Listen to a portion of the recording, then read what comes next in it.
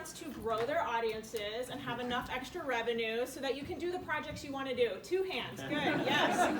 Good answer. So one more time, I'm Aubrey Bergauer. I'm the executive director of the California Symphony. We're based in the San Francisco Bay Area. And what you need to know about the California Symphony is that over the last 4 seasons, we have nearly doubled our audience size and quadrupled our donor base. Who wants to double their audience size and quadruple their donor base? Yes, good answer.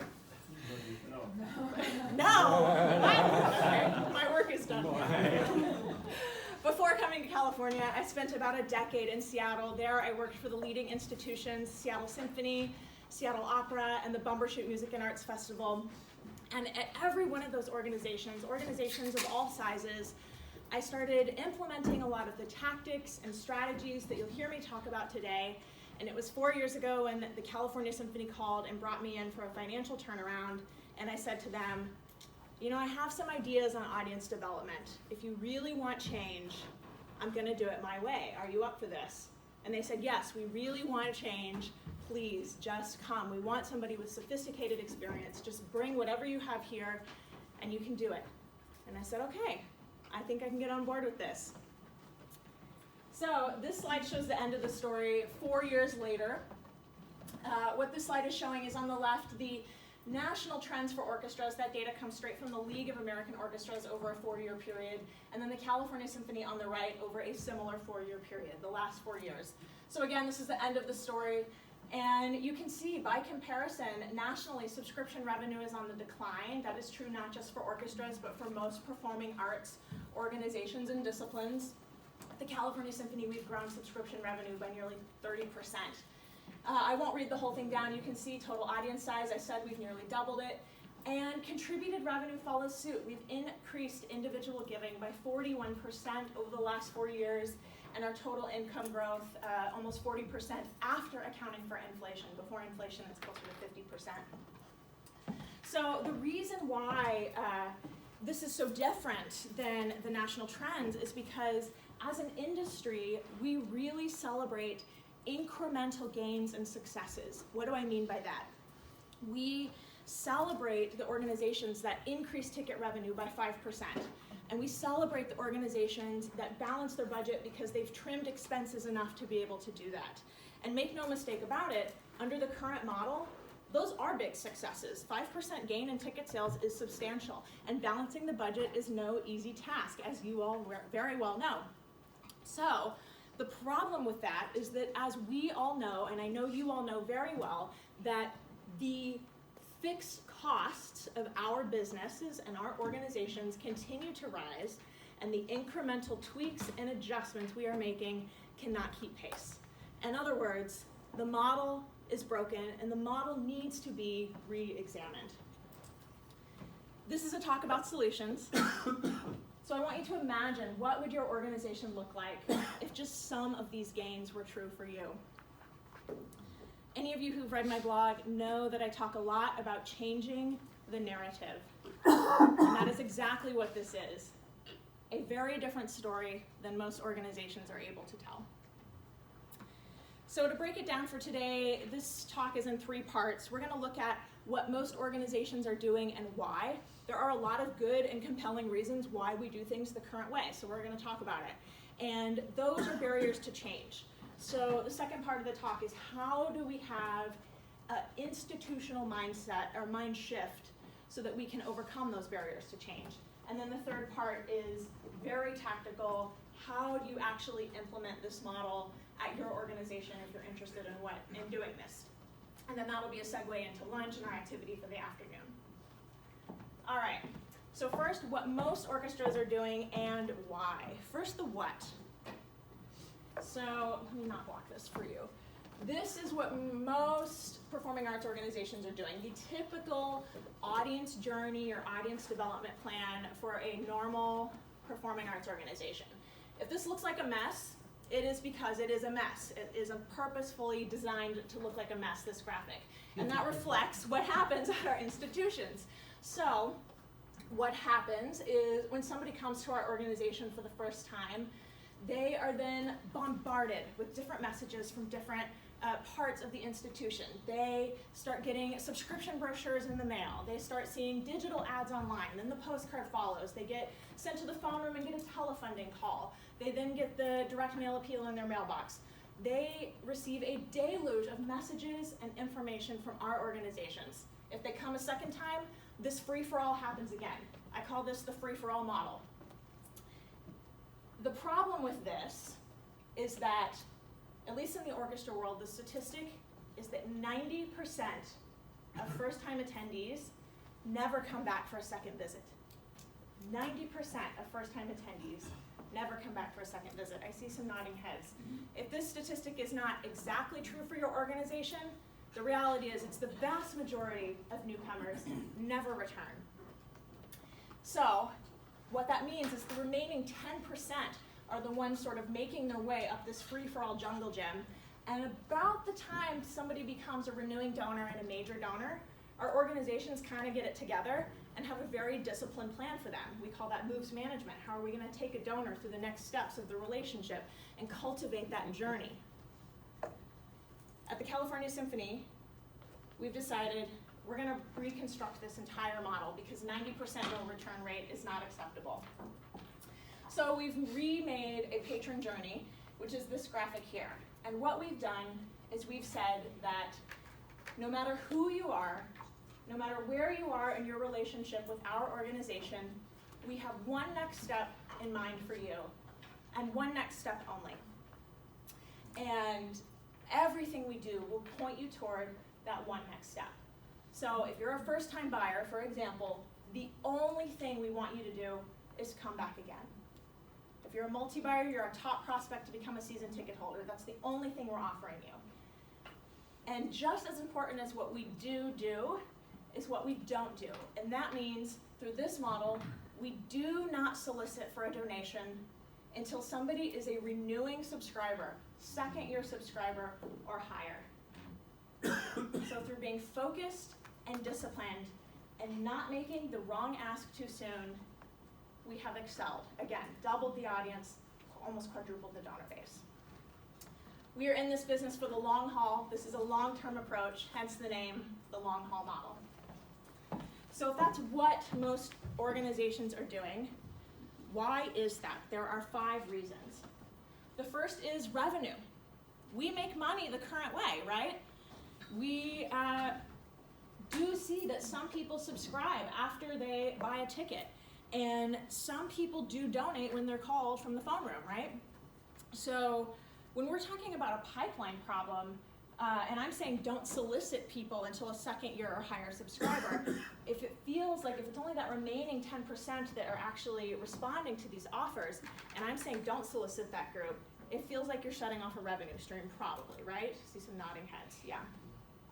So we're going to talk about how to get through that. But what I'm here to say is that if there's money the current way,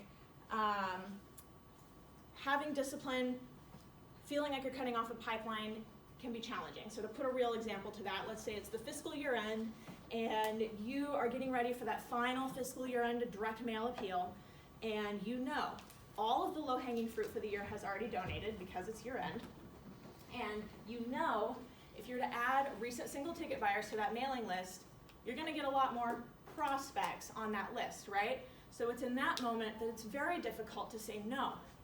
I'm not going to make the wrong ask too soon, and in that moment, very difficult to see that by us making an ask too soon, we are contributing to that 90% no return rate. Okay, so if there is revenue the current way, it feels like we might be cutting off a revenue stream to not solicit.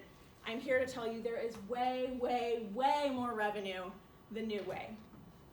Through shifting our focus from patron acquisition to patron retention, that's really what this is all about, retention. Again, we've grown the audience, grown the donor base, grown our overall operating budget. It can be done and the revenue follows. The second reason why we do things the current way, metrics. Who has heard the phrase, what gets measured gets managed? Yeah, okay. A lot of us are measuring the wrong things, maybe unintentionally, probably unintentionally. So metrics like the size of the database, The size of the database does not mean we are serving more people. A bigger database means we are serving a lot of people once.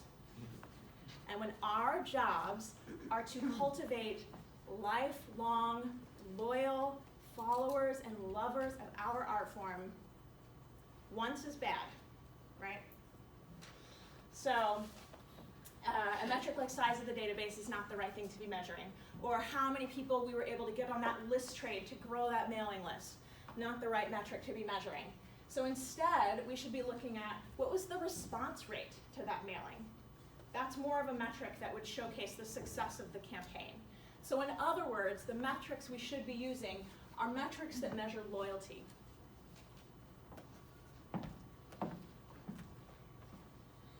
Metrics like lifetime value of a patron. All of the research shows that if you can get a first-time visitor to attend a second time within a 12-month period, their lifetime value to your organization skyrockets. So lifetime value is very difficult to measure. Even those of you who are on Tessitura and the most robust databases, that's a tricky metric. However, what is possible to measure is the 3-year value of a patron or the 5-year value of a patron. And at the California Symphony, when we measure the 3-year value of a patron after implementing this model and compare that to the 3-year value of a patron before we implemented it, it's very telling.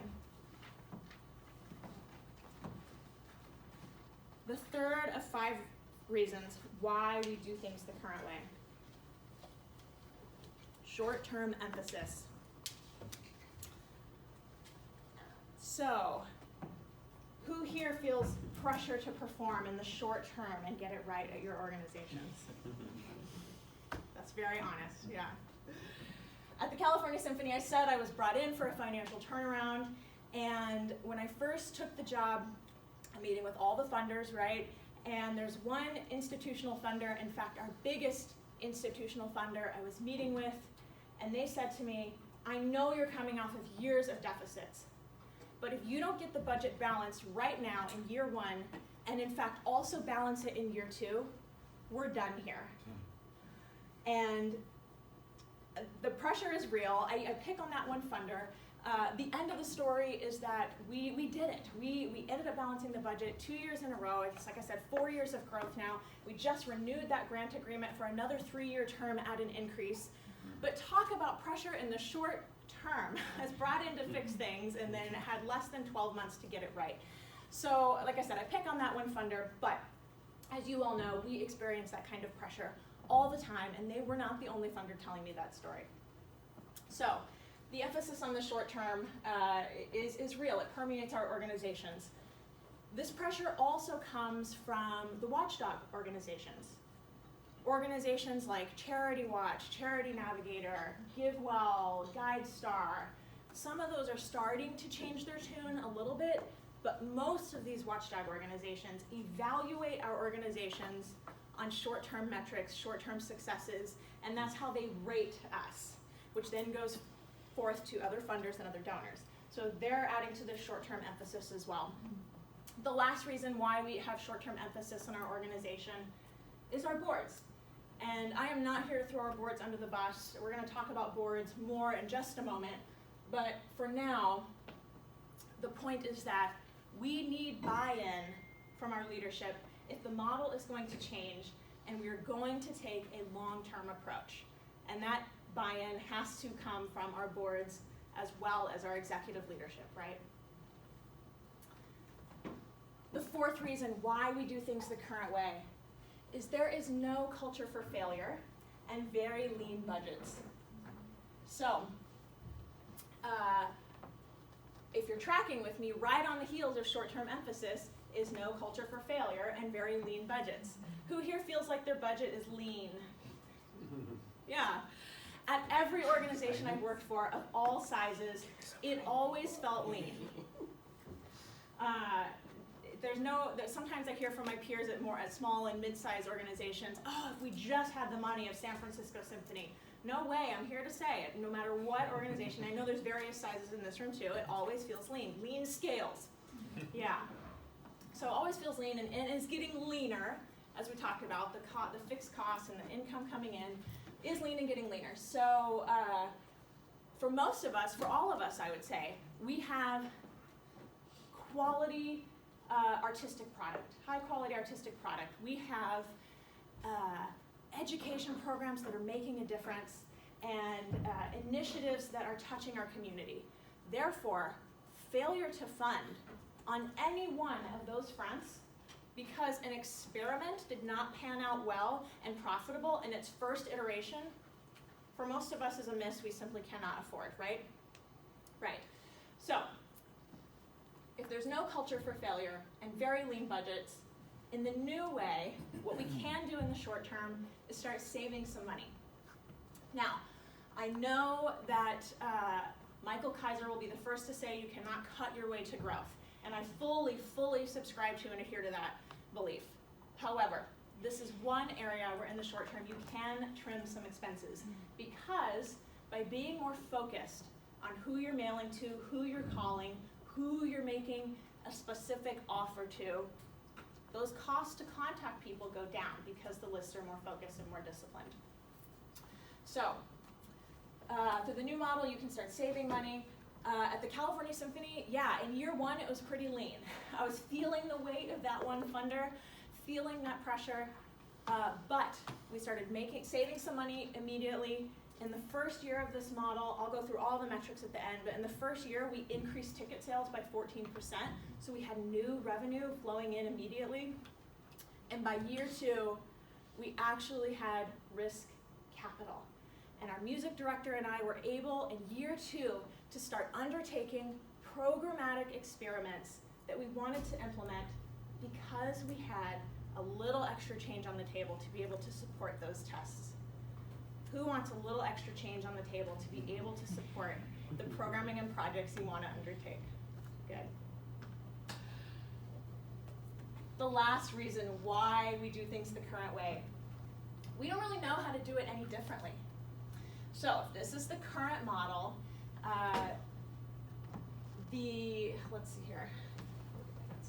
The way our organizations are structured with siloed departments, specifically siloed development and marketing departments, is one of the main reasons why we are seeing some of these drives for short-term emphasis and incremental gains.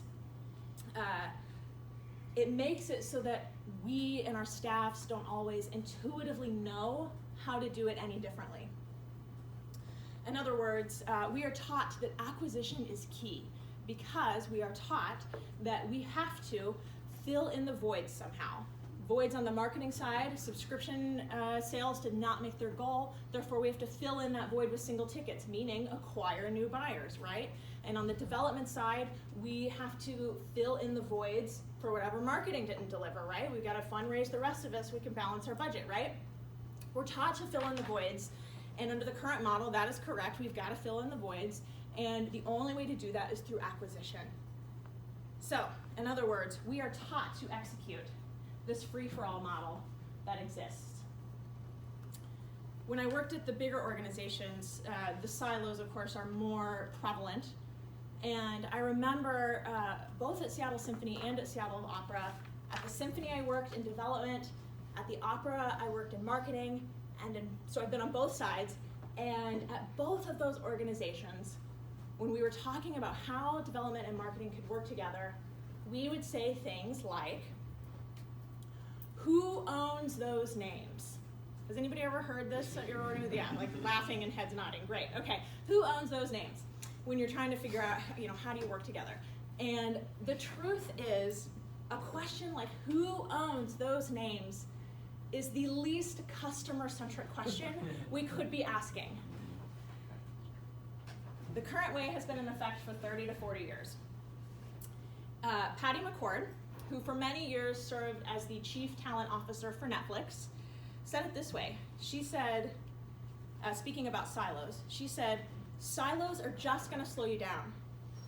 Companies that are really, truly successful are solving for the customer. And you can't solve for the customer in silos. You can't do it.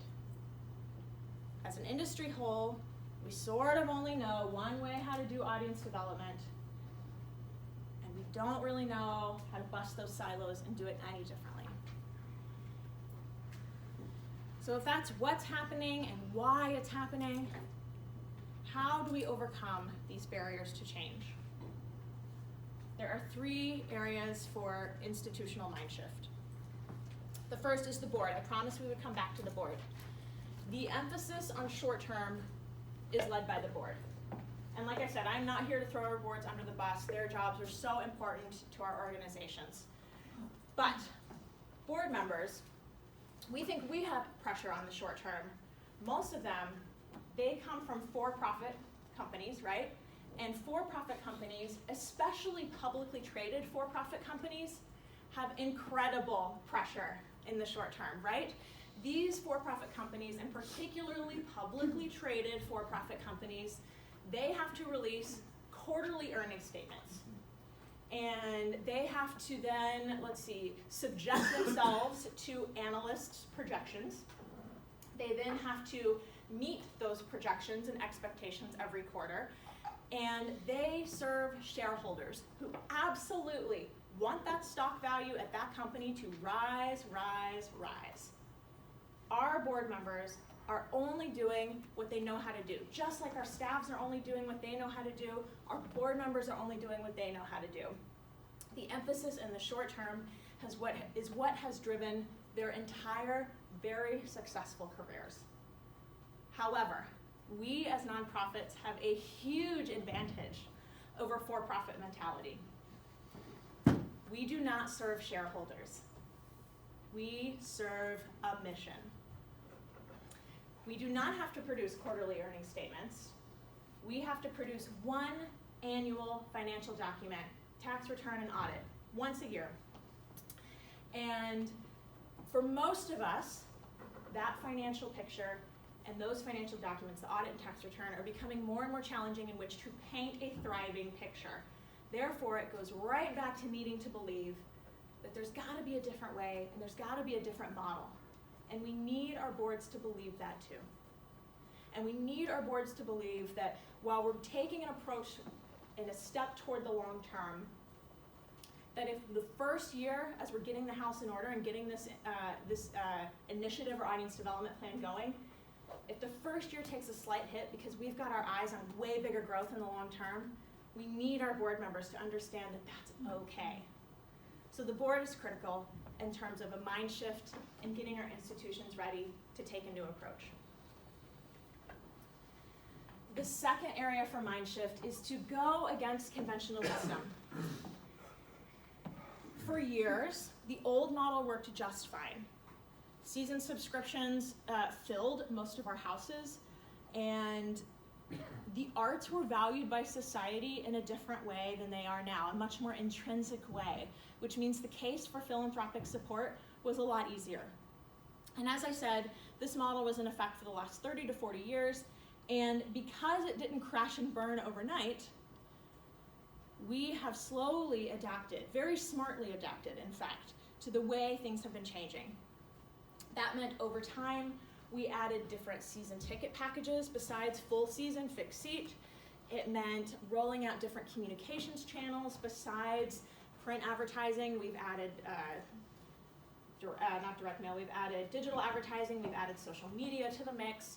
And on the development front, we have built out incredibly robust development departments that know how to ask and receive a gift in any way possible, from mass mailings to in-person asks to, online platforms, direct mail platforms, planned giving, institutional giving, corporate foundations, you name it. We have been tremendously adaptable and tremendously savvy in responding to all of these changes that have sort of transpired over the last 3 to 4 decades.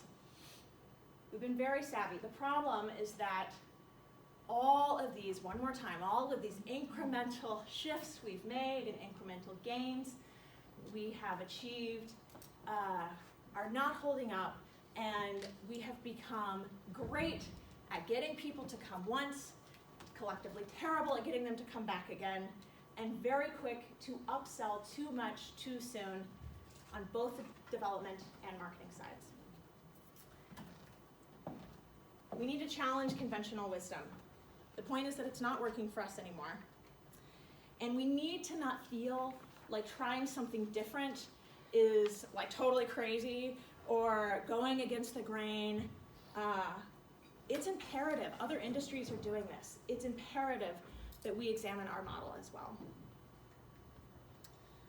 The third area for institutional mind shift is to get over a fear of shortfalls during year one of the transition.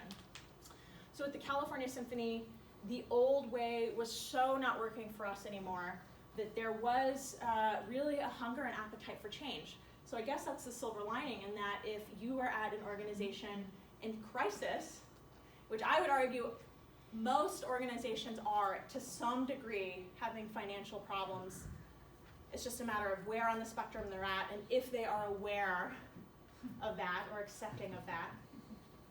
But if you are at an organization that is aware, there might be more of an appetite for change. That was the wonderful thing about California Symphony. They said, yes, just come, just do it. So if you're in crisis, then maybe there is more of an appetite for change. For larger organizations with those really big, robust development departments, it does feel unpalatable to stop soliciting, right? And so I want to challenge that thinking for two reasons.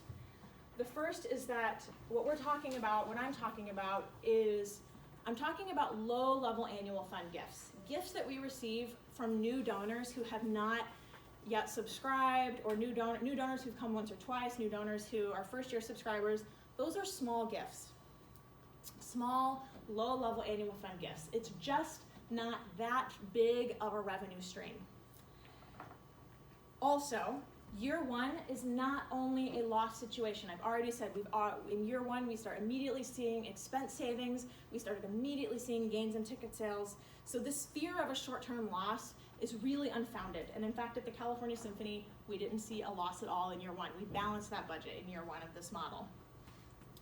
So for anybody else still holding out and still thinking that, I don't know about this, I need to know how much money is attached to that, that's the exact challenge I have for you, is to calculate, what is that revenue stream? So all you have to do is calculate how much contributed revenue comes from exactly what I just said. Single ticket buyers and first-year subscribers who are new donors, so look at like the past year for your organization, how much revenue came from single ticket buyers and first-year subs who are new donors via any solicitation channel. Online, direct mail, if you had an ask as part of your subscription renewal campaign, calculate what that total is. For any organization I've given this talk to or worked with on implementing this model, it has never exceeded 2-3% max of the entire operating budget. It's just not that big of a revenue stream. So, lastly, if we've talked about why we do things the current way, the areas for our organizations to have a mind shift, let's now talk about the operational implementation. What does it look like to actually begin this work? So there are 4 steps. The first is define each segment. In other words, build your pyramid. And this is going to be what you're doing this afternoon. So your pyramid might look like this. It might look slightly different. The first step is to define each segment. So what does that ideal patron journey look like for you? For us, first-time buyers, come back again, then you're a multi-buyer, then you're a first-year subscriber, on and on. Again, it might look like that, it might not. What's important is to, once you have each step defined, is to identify how you will track that segment, how you will define it, how you will track that segment. So, for example, at the California Symphony, we define first-time attendees as truly new to file buyers, really new people, and anybody who hasn't come in 4 years or more. Because we decided if you haven't been to the California Symphony in 4 years or longer, you're certainly not a regular attendee. And in the last 4 years, so much has changed at our organization. We want to treat you as a newcomer, welcome you back into the family, right? So define each segment, how you will track them. Usually the answer to the latter is through your CRM. Usually transactional. A ticket purchase or a donation is what's flagging them into which category or segment they're in. But maybe not always. So really think about that, because if you can't articulate it, then you definitely can't execute it, right? Define each segment. Then determine how to get from A to B. Once you have your pyramid defined, how do you get somebody from A, first-time buyer, to B, multi or repeat buyer? At the California Symphony, our first-time attendees receive 4 communications from us in order to try to invite them to come back again. When they come to the concert, they arrive to find a letter on their seat. The letter says something to the effect of, we noticed this might be your first time here or first time in a while. We are so glad you came. We would love to have you back again. Here is an aggressive offer for that, and here's a deadline. After the concert, they get an email saying basically the same thing. Notice that might have been your first time with us or first in a while. We'd love to have you back again. Here's an offer. Here's the deadline. They then receive a postcard in the mail. Same thing. The postcard is an image of the concert they just attended, trying to do some memory recall, memory elicitation. Here's a great offer to come back again. And then right before the deadline, it's important to have a deadline because it gives some urgency to what you're asking them to do. Right before the deadline, they get another email. 4 communications just for first-time attendees. Now, if you go back to the free-for-all model, first-time attendees are also receiving at least 4 communications, right? It's just subscription, direct mail, telefunding, all that, right? So they get 4 communications. All we're inviting them to do is to come back again. And that's the ask we make again and again and again. A couple more examples to get you thinking. For multi-buyers, when somebody has come a second time within that 12-month period, 2 visits within a 12-month period, they are a multi-buyer. So now, we're done discounting. I'm like the discount Nazi, you guys, so I don't do a lot of discounting. If you will offer a discount to come back again, we'll offer a discount to be a season ticket holder, and there's really only one other time I offer a discount that I'll cover in a moment. But other than that, we're done giving it away. So for multi-buyers, for us, the strategy was to switch to value add. How do we enhance that experience now that they're coming a few times? So their offer is, we noticed you've come a few times. We'd love to keep seeing you. Have a glass of wine on us next time you come, trying to perpetuate that habit that they're starting to form. And then last example, subscriber appreciation days. This is not new or revolutionary. A lot of organizations do subscriber appreciation days. And we have some tactics and some things in place only for first-time subscribers. We treat them a little bit differently than everybody else because the national stat for first-year subscribers is less than half renew. So that's another big red flag for us. How do we get more than 50% of our new subscribers renewing? So we treat first years a little different, but for renewing subscribers, everybody gets to be a part of subscriber appreciation days. Again, a lot of organizations do this, so not rocket science. What we do is have our orchestra members sign these cards. And so now the message is, you are our most loyal patrons. We love you. You give us a reason to play. Thank you. We bring these cards to rehearsal, have everybody in the orchestra sign, about 10 or so of them. When 100 people on stage do that, then suddenly you got all your cards signed, 4 or 5 times. We put them on all the seats in the house. We definitely want everybody else who's not a subscriber to see that they're missing out. And the last part of this that's important is when you're talking about how to get somebody from A to B is when. We do this immediately preceding announcing the new season and subscription renewal campaign. So they come to the concert. We always try to program a blockbuster. They have these cards on their seats. Hopefully they're loving us, we're loving them, and then the next week they get a renewal invoice in the mail. So that's on purpose. We're trying to move them from A to B, right? Okay, so just a few ideas there to get you guys thinking.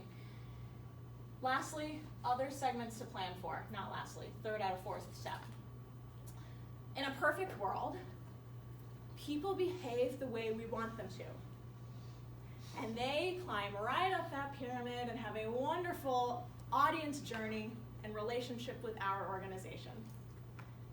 And while a lot of people do that and march right up that pyramid, a lot of people also don't, right? People do not always behave the way we want them to, right?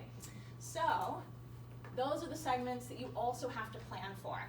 And making a thoughtful and strategic plan does not mean add them to every mailing list, right? Okay, so a couple segments to make sure you plan for. Special event attendees. For most organizations, we treat special events, like the event itself, like it's the finish line. And I know I've been there. You do all this work leading up to the fundraiser or benefit, all the work that goes into planning one of those events, producing one of those events. The night of is a huge success. The auction raises a lot of money. The fund and need raises a lot of money. You come out well. And then you just kind of want to die because it's been so much work, right? And so for a lot of us, we think the event itself is the finish line, but it's not. The event itself, for many attendees, is the beginning. At that event, many attendees probably increased their gift and maybe are at a new major donor level that they weren't at before. Or a lot of attendees are brand new because they came as a guest of somebody else who got a table, right? So for those event attendees, we've got to make a plan for them. It's not the end, it's the beginning. And how do we get them on that pyramid to continue that relationship? Lapsed buyers. This is a big one. If 90% of people aren't returning and we are whittling that number down, that's still a lot of people who are lapsed. So what are we doing for them? We've done reactivation campaigns. I'm happy to talk more about what that is. That's the last time I offer a discount. It's a big, aggressive discount to lapsed buyers to come back again. Lapsed donors, same thing. A lot of us this is moving on to the last, inactive accounts. A lot of us, our databases are like an iceberg, right? You've got this tiny little piece above water, that's the active accounts. And then we've got this giant behemoth underwater that are the inactive accounts who are lapsed donors, lapsed buyers, and they've literally gone cold, figuratively gone cold. So what do we do with them? We did a once and done campaign. If you read the blog, there's a whole case study on that. But what do you do? It is possible to re-engage all of these people, but it's not going to work by just putting them on every mailing list because they're cold, right? So what do you do for these other groups that don't behave the way you want them to? Build that into your plan as well. And then the final step is to create a coordinated internal calendar. Now, most organizations do have calendars for all these different projects, offers, segments. It's just that they live in multiple places, right? And our silos perpetuate this. The marketing has their calendar, and development has their calendar, and at bigger organizations, there's even more calendars depending on who's doing which body of work, right? So it is a lot of work to get all of these things coordinated in one place. But we do, at the California Symphony, every public-facing communication goes in the same place. It's not that we don't have different execution schedules and production schedules to get this work done, but as far as what is hitting the world publicly, we granularly calendar it out, and it's pretty hairy because we're trying to make sure that this person gets this offer and they're not getting this at the same time, and if this segment's getting this, it's okay if this other thing goes out because it's not affecting them. To actually do that work, at least at the organizations I've worked for, we've never really had those conversations to such a granular degree. I see nodding heads, good. So calendar that all out. And then operationally, how else do you implement this? In other words, how else do you break down these silos? The first is to identify someone to lead the shift in operations. So if everything we're doing is to say we're putting the customer at the center of what we do, then somebody has to lead that shift. There are two ways to do this depending on the size of your organization. At a smaller organization, this can be led by the executive director or the CEO. And when I first came to California Symphony, that is what we did. As I said, I had some ideas, I had a plan, I wanted to implement this plan and oversee this plan. So I led all of this work. About a year and a half in, we grew our budget enough that I was able to hire a director of patron loyalty, somebody to oversee all of this work for us. And at the larger organizations, that is what it's going to take, a senior leadership position that can oversee this work. Obviously, you need buy-in from your leadership, your executive director, and your board, but somebody's got to oversee the execution, right? So what does that position look like? It's got to be somebody who knows marketing first. At least, they got to oversee marketing and development. They have to know marketing first, and if they're not overseeing all of development, it has to be at least low-level annual fund. Because marketing and development are the parts that are normally siloed, And a marketing person, I will contend, can learn annual fund. A development person cannot necessarily learn marketing as easily. And usually what happens, organizations over the last 30, 40 years, some have tried to unite these departments, and usually what happens is that it's a development person that's hired because we think we need to raise all the money. But it's really difficult, like I said, for somebody who's been trained in development to learn marketing. To go the other way, somebody who is a ninja at marketing, if you read my blog post on this, I think that's what I call it. You gotta be a ninja to do all that. And low-level annual fund, these skills are in fact very similar. And I know I've lived it firsthand on both sides, right? Marketing and development, again, this is talking annual fund. Both of them use the same tactics: direct mail, phone room, sometimes digital marketing, definitely on the marketing side, digital marketing, sometimes on the development side to support a campaign, emails, all the same tactics. The difference is with marketing, it's usually like a postcard that goes out. With development, it's usually a letter. Both of them are trying to create an emotional response that then drives a transaction. It's the same thing. It's just the means of creating that message and creating that emotional response that's the same. The transaction happens in the same place: online, phone, sometimes mail. So it's the same. Somebody who knows marketing first can transition to annual fund if they haven't done that or that's not in their wheelhouse yet. The other way around is much more difficult. Now, I'm not talking major gifts. Major gifts really is a different skill set. It's one-on-one. And like I said, with these pyramids, by the time we get to major donor, a lot of us really do have it figured out. We've got the next step, we've got the moves management, we've got it all pretty buttoned up and dialed in. So, somebody who knows marketing first. It's also got to be somebody who understands communications, because the same person that is looking at your organization on social media, looking at those digital ads, is then clicking through to the website, looking around, buying their ticket, is the same person that then comes to the concert and reads the program book, and is maybe later the same person who starts getting these development appeals. It's the same person doing all of that. So if we are to be customer focused, we must have one voice across the entire organization and all of these different channels. And for most of us, it just doesn't happen that way because of the silos. So we've got to have somebody overseeing this work who knows communications and can at least oversee the different people working in these different areas, to have one unified voice talking to one customer. And somebody who knows human resources. I don't mean human resources in terms of benefits or time off or that kind of thing. I mean HR in terms of company culture.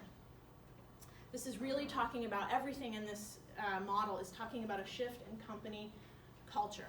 So somebody who understands that and can help lead that.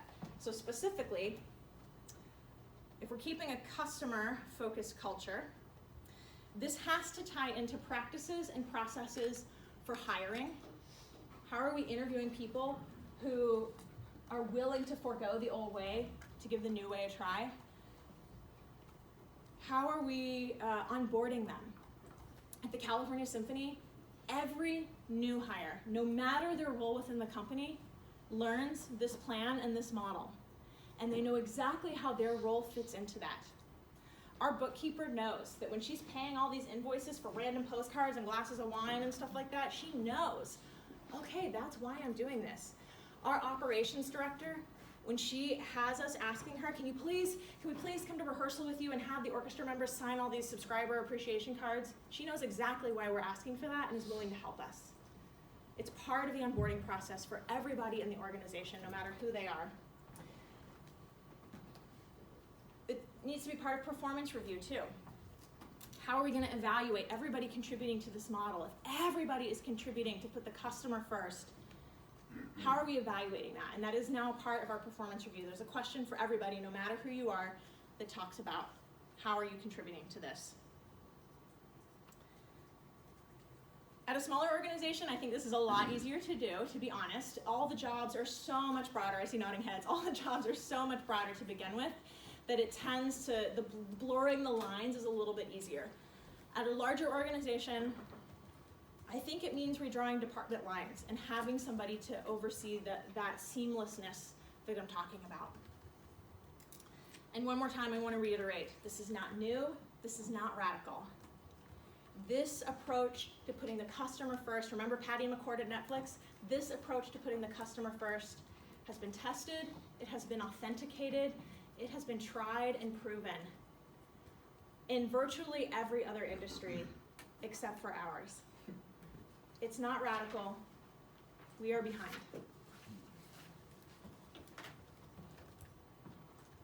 Okay, so to wrap this up, I'll talk you through how does this play out. At the California Symphony in year one, I mentioned there could be potential reduction in low-level annual fund gifts. We did not see that. Moderate ticket gains through emphasis on new buyer retention. I mentioned in year one, we saw if 90% don't return, 10% do is the national stat for orchestras. In year one, we got that return rate from 10% to 14%. Moderate ticket gains through emphasis on retention. Reduction in marketing and development expenses, we talked about that. Musicians became engaged in the process. Artists became engaged in the process.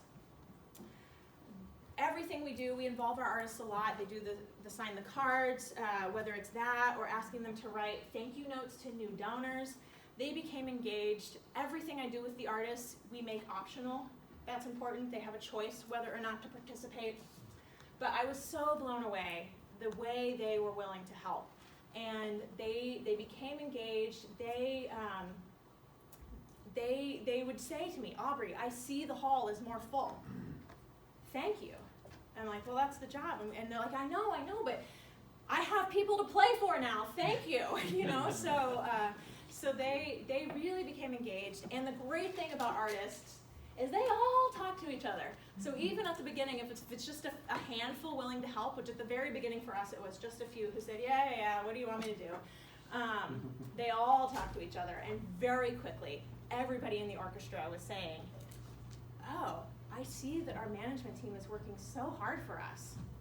Who wants their artist to say our management team is working so hard for us? Yeah, it's totally changing for us. Staff culture began to change. So the people who, in year one, staff culture already began to change. The people who caught this vision, who understood what I was trying to do, they leaned in. They became more efficient with their work, with higher outputs, higher quality work. And the ones who didn't got off the bus. If you're a Jim Collins fan, you know that. Get off the bus, right? Most of them self-selecting to do so. By year two, our subscription renewal rates were going up. Our new subscriptions were increasing, meaning every facet of our subscriber base was growing. This is in a world where they tell us that subscriptions are on the decline. Single ticket sales also increased while our acquisition costs remained flat. That means we had a higher ROI. Oh, the boards love that. Who wants to be able to tell your board you have a higher ROI? It's one of their favorites, I think. Single ticket churn rates decreased. By the end of year two, we were at, I think, up to 20% retention rate. Development appeals saw higher response rates, so even through smaller, more targeted lists, we were seeing higher response rates, meaning the donor base was growing at every giving level. The new staff that were hired with a higher quality bar. Oh, and you guys will love this one. Because of the money that was flowing in, the ability to pay them more to attract the kind of talent we needed to do this work better. Who wants more money to hire better people? Okay, I like two of you. Good. Year three, our subscriber renewal rate among the growing subscriber base, not just the loyal few, was in an all-time high of 85%. We beat that last year. It was almost 90%.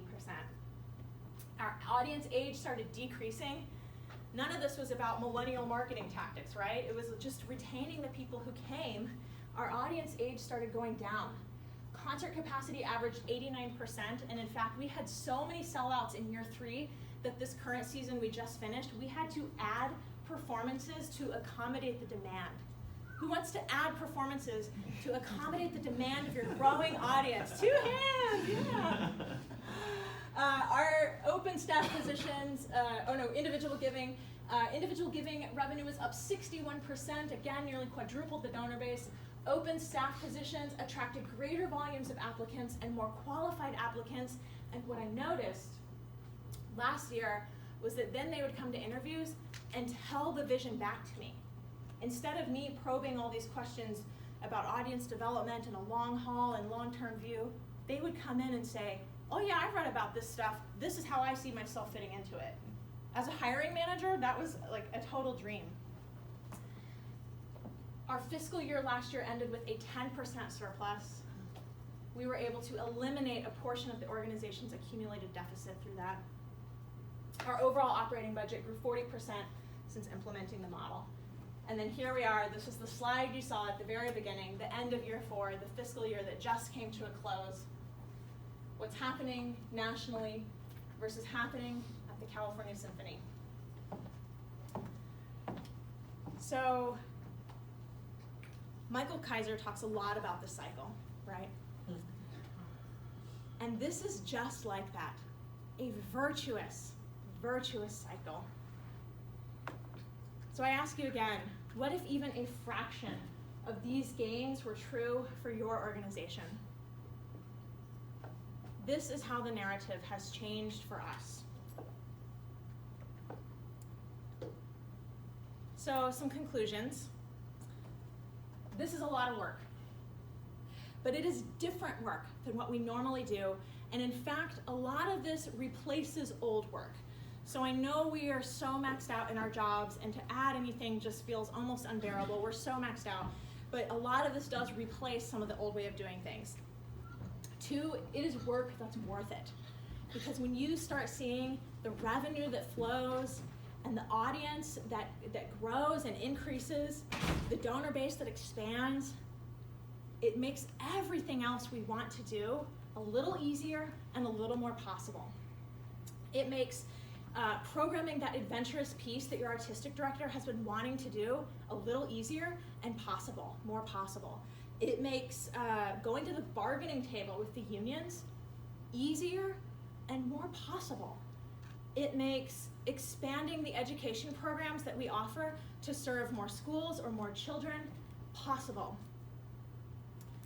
Hiring that insanely good artist, that principal dancer, musician, whoever, it makes that easier.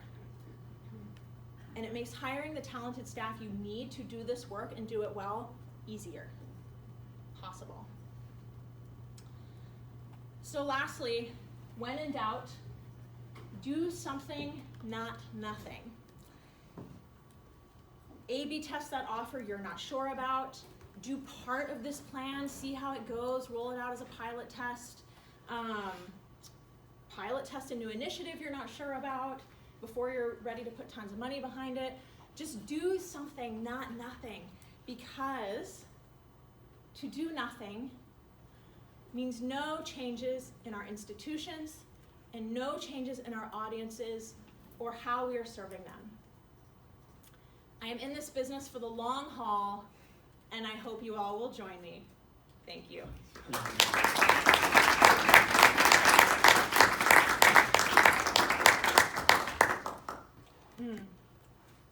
Question? I have 2 questions. The first question is, you mentioned telefunding, telemarketing, and I'm really curious about that. I've heard it's really effective. I receive those calls and I hate them so very much that I want to not even